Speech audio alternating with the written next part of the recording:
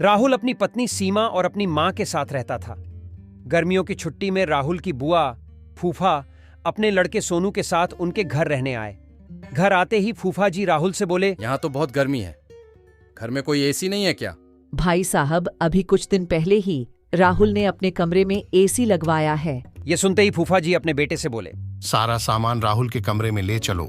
राहुल और उसकी पत्नी सीमा चुप रहे, क्योंकि उन्होंने सोचा कि कुछ दिनों की ही तो बात है। इस तरह बुआ फूफा जी को राहुल के घर रहते 1 महीना हो गया। राहुल ने अपनी माँ से पूछा, बुआ जी कब जाने वाले हैं? हम कब तक ऐसे ही हॉल में सोकर अपना गुजारा करेंगे? बेटा, रिश्तेदारी का मामला है, हम कुछ कह भी तो नहीं सकते। वह सब तो ठीक है, लेकिन उनका छोटा लड़का सोनू सारा दिन घर में उधम करता रहता है। कल तो उसने हमारा नया सोफा बुरी तरह फाड़ डाला। नया सोफा फाड़ दिया? सोनू को ऐसा करने से रोकती क्यों नहीं? जब से बुआ फूफा जी आए हैं, कुछ न कुछ खाने की डिमांड करते रहते हैं, जिससे मेरा और माँ जी का सारा दिन तो रसोई में ही बीत जाता है।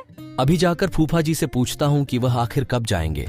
राहुल ने बातों बातों में फूफा जी से कहा, 1 महीना हो गया है, आपके जॉब की छुट्टियां तो खत्म हो गई होंगी ना? मैंने जॉब तो कब की छोड़ दी।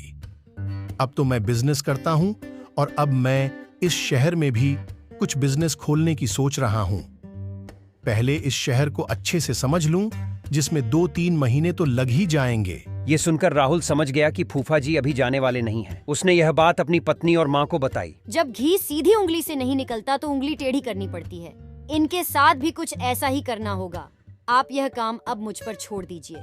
उसी रात बुआ और फूफा जी छत पर थे। तभी उनका लड़का सोनू चिल्लाता हुआ उनके पास गया और बोला, मैंने अभी एक चुड़ैल को देखा है।